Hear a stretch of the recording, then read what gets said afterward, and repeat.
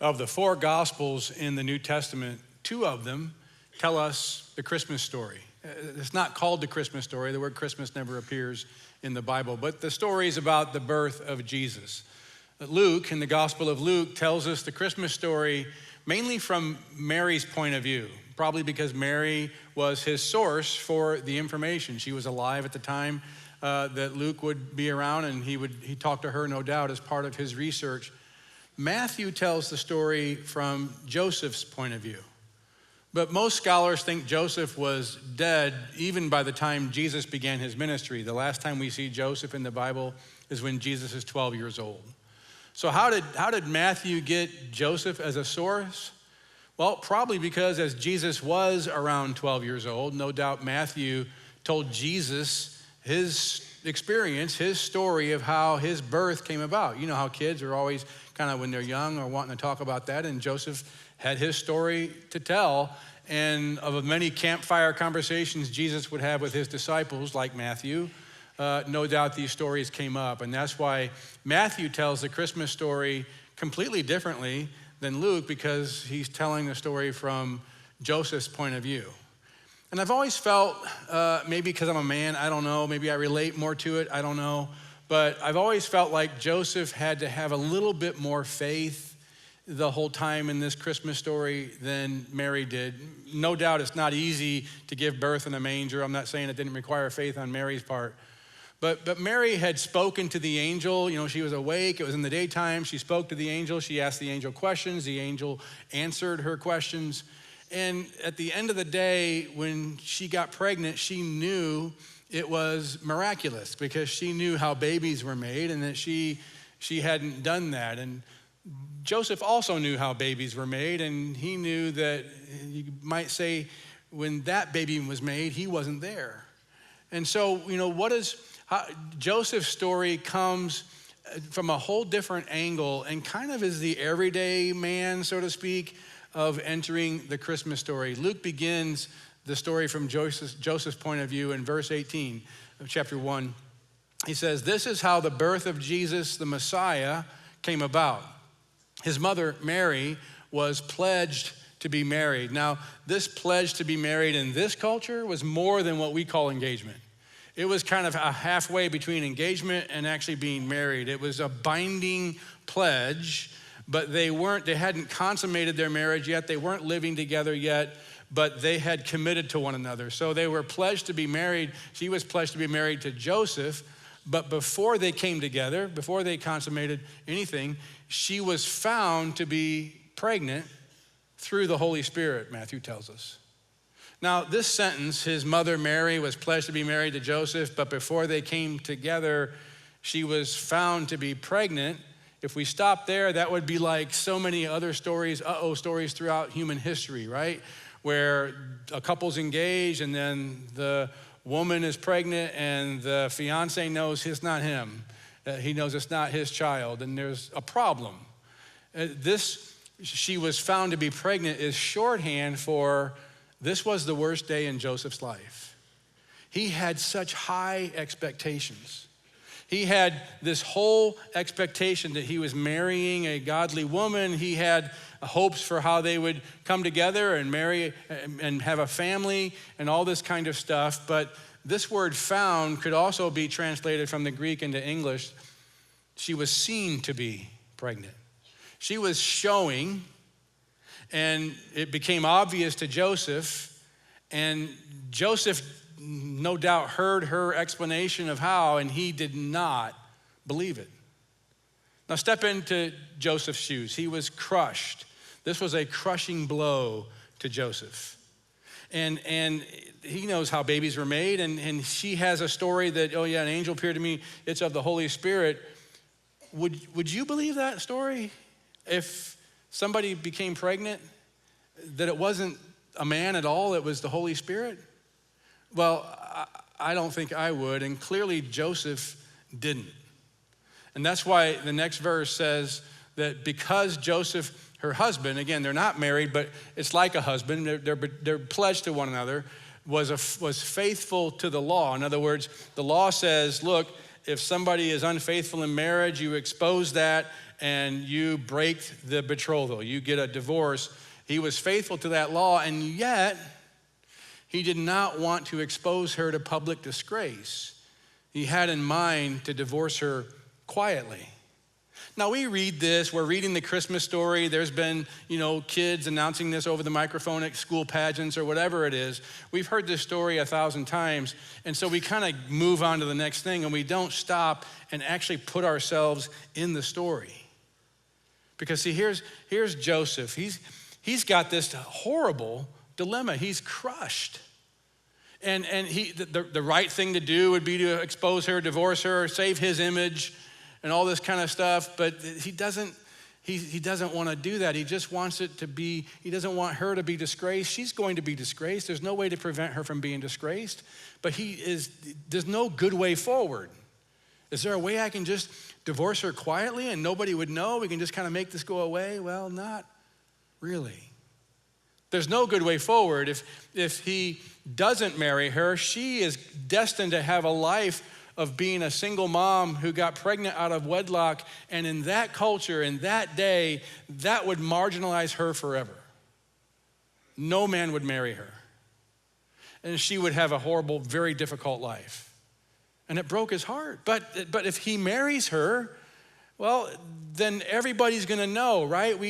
People aren't stupid. They're gonna know they got married January 14th and had their first kid May 5th. The arithmetic doesn't work. And so for Joseph, what's he gonna do? People are gonna know, his friends are gonna know, the community is going to know, people he's trying to do business with are gonna know, people he needs to do business with. He's going to be marginalized because they're gonna say to him, what in the world, Joseph? Either you did that or she was unfaithful to you. Either way, we think you're an idiot. Either way, Joseph loses. So stop again and just let's take a snapshot. Where are we in the story? We're in the story at the place where Jesus has come into Joseph's life, and it couldn't be more miserable for him. It couldn't be more heartbreaking. It couldn't be more crushing to him. And he doesn't know what to do. So he had in mind to divorce her quietly. Make no mistake, Joseph was going to leave the Christmas story. He didn't want to be in it. This is not what he expected in his life. Jesus is not bringing the life he wants. He wants out. Now, maybe you're at a place where you have in mind, you're thinking about leaving the Christian story. I mean, maybe just sort of things have accumulated in your life and you're just, all these professing Christians have this hyper-judgmentalism and hypocrisy, all that kind of stuff. We see enough of it on social media. We hear enough of it in the news. We hear enough stories, and we see it in every church, no matter what. It's just always been part of Christianity. And there comes a point where we just you don't want to be part of that story. You're tired of the hyper-judgmentalism. You're tired of the hypocrisy. You want out. You want to divorce quietly. You don't want to make a big stink, but if you could do it quietly and just sort of drift away, you have that in mind. You're thinking about it. Or maybe you've been disappointed. You were raised in a church, Christian home, or maybe became a Christian a few years ago, and you had expectations of what the Christian life is supposed to be like, but it's not happening that way for you. God hasn't answered important prayers that you've prayed. It didn't happen. And you've had, like Joseph, you've had a crushing blow. You've had heartbreak in your life. You've had great disappointment in your life. And you're thinking of leaving this story. This is not the story you expected. Or maybe just identifying as a Christian publicly, telling your friends, people in your life know. That makes your life harder. Because see, honestly, you can't really publicly identify as a Christian and not experience a certain level of disdain by the world. It's impossible. Because they know that what you believe is so different than their grid of reality. They're never gonna bring you in as a real insider in their circle. They'll be polite, sometimes not polite, but whatever that is, you're gonna be a little bit out, and in life is harder. That's why it does, to stay in the Christian story, to stay in the Jesus story, it requires a certain level of courage. It did for Joseph. I've always found it fascinating, super interesting, and a little bit telling that God made Joseph go through this heartbreak and go through trying to figure out what to do. There's no good way forward. He loves Mary. He can't marry her. He can't do that, but he doesn't want her to be marginalized. He doesn't want her to be disgraced. How does he divorce her? Is there a way to divorce her quietly? He has to go through all this. And then when he made up his mind, well, it's just kind of interesting. Let's look at verse 20. It says, but after he had considered this, and we don't know how long that was, days, weeks, after he had considered that he's just gonna kind of divorce her quietly, an angel of the Lord appeared to him in a dream and said, Joseph, son of David, he's an ancestor of David. David lived 1,000 years before him, but that's how the Bible's language works. Son of David, do not be afraid to take Mary home as your wife, because what is conceived in her is from the Holy Spirit. She wasn't lying. It really is of the Holy Spirit. And I think this is, but after he had considered this, is kind of a microcosm of how things work in our life. That we have this we get bad news, we get heartbreaking news, bad things happen in our life, and we're expecting God to show up. We're expecting to know what to do, and we're just sort of left on our own. There's no voice from God. There's nothing telling us what to do. We're just having to wrestle with, what do I do now? What's my next job? Or what do I do now with this situation in my family? What's gonna happen? How do I take the next step? And we have to come up with a decision, and we feel utterly alone. And it's not until later, it's not until after we've had to go through some time. For Joseph, maybe weeks.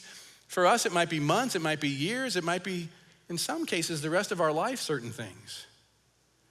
Eventually, God steps in and shows his better plan, but that might be a really long time. And it just sort of is this I don't know why God does that. Happens in my life too. And I don't know why. All I know is that's what he does, because that's what he did in Joseph's life, right in the middle of this miraculous Christmas story. Joseph had to go through this time, and we have to go through that time. I don't know why that is, but God sent an angel to say, no, this really is of the Holy Spirit. Now, this is a really important baby.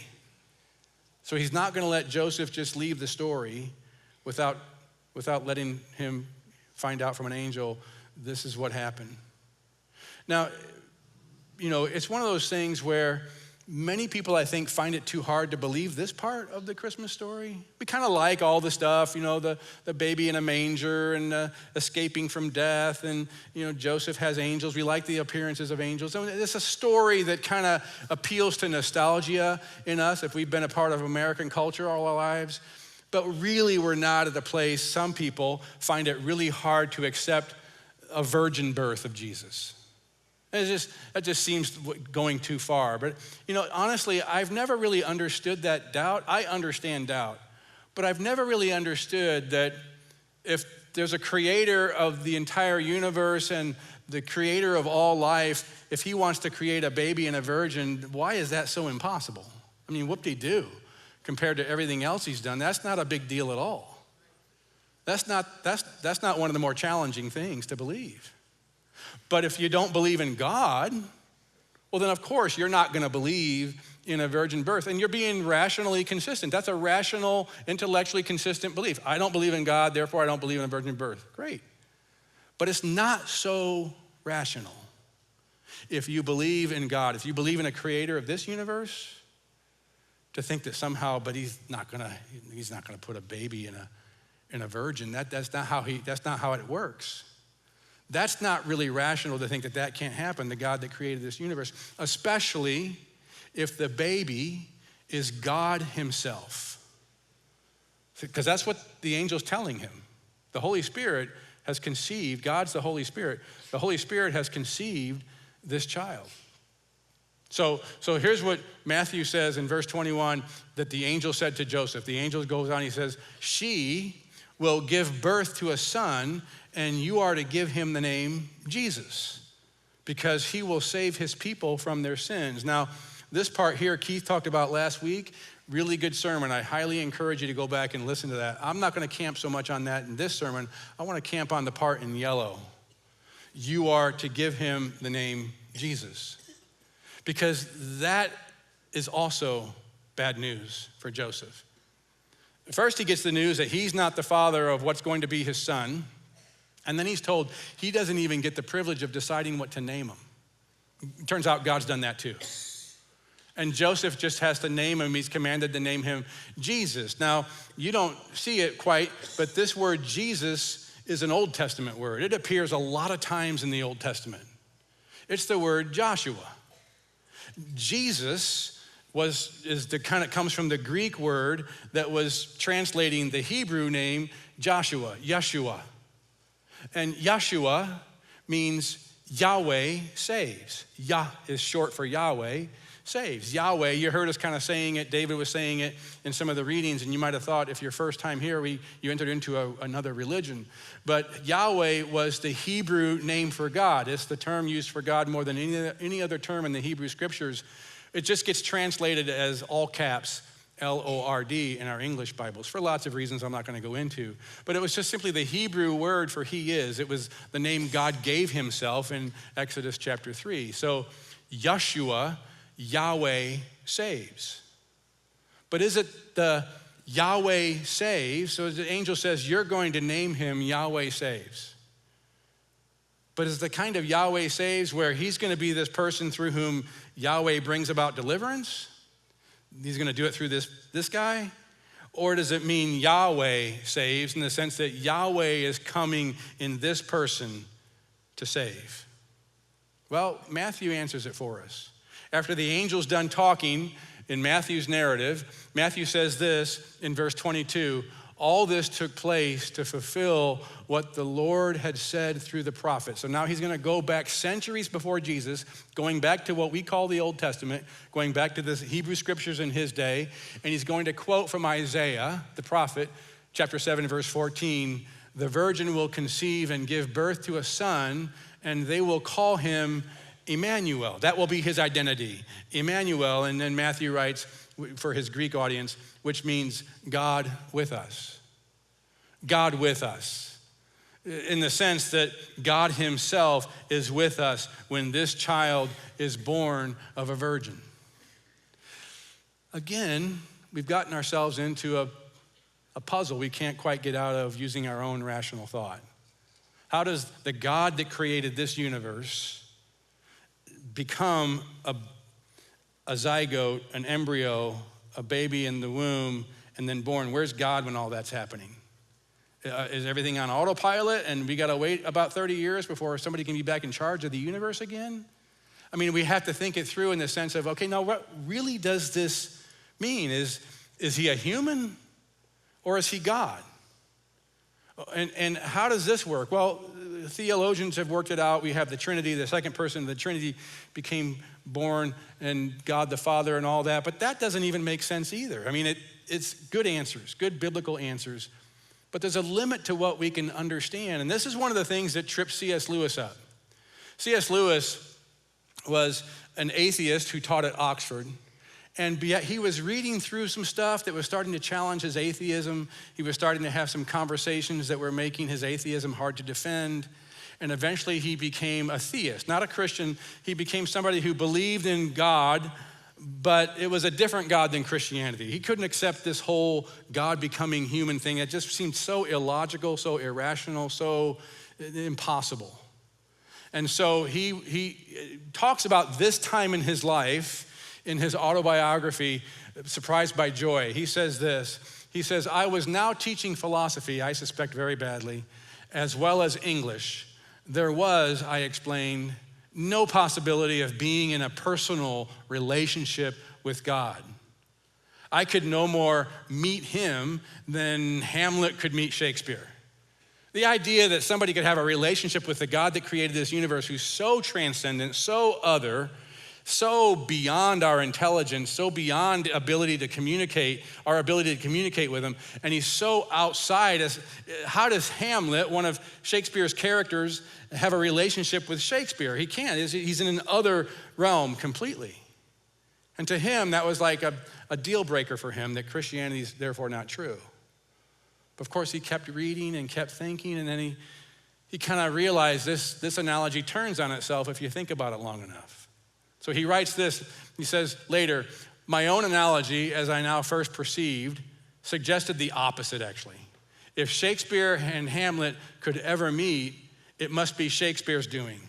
Shakespeare could make himself appear as author within the play and write a dialogue between Hamlet and himself. He goes on, the Shakespeare within the play would of course be at once Shakespeare and one of Shakespeare's creatures at the same time.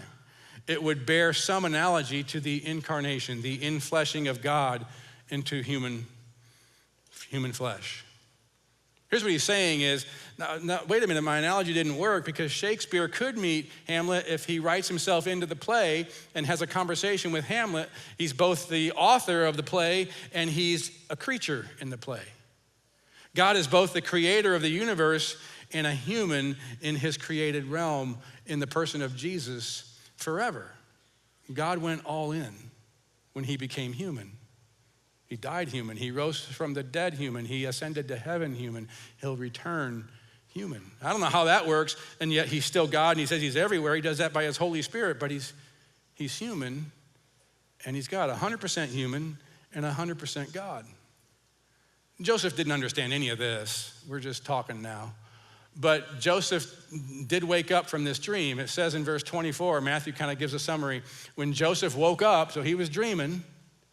When he woke up, he did what the angel of the Lord had commanded him and took Mary home as his wife. He wasn't afraid to take Mary as his wife. He took her home, married her, but he did not consummate their marriage until she gave birth to a son. Didn't want to mix anybody up on the origin of Jesus, and he gave him the name Jesus. This is Matthew's summary. Might have been Jesus' summary to Matthew. It's all tidy and nice. And yet, I don't know. I mean, when Joseph woke up, Joseph had an encounter with an angel, but it was a dream. You know, dreams are dreams. I got lots of dreams. My guess is if he's anything like me, I can't imagine him not being this way. He wakes up from a dream and he's 80%, 90% convinced that was an angel. I'm gonna marry Mary, I'm gonna name him Jesus. He's got 80, 90% belief, but then it's just 10 or 20 part of him that kind of doubts, was that real? Or was that just a dream? Wouldn't you kind of think that? I would. My guess is if you look closely at his face, he's putting a positive face forward. He's got a lot of work to do yet. But if you look closely at his face, if you looked around the area of the eyes, you might see just a twinge of apprehension. He's doing the work, and he's hoping it works.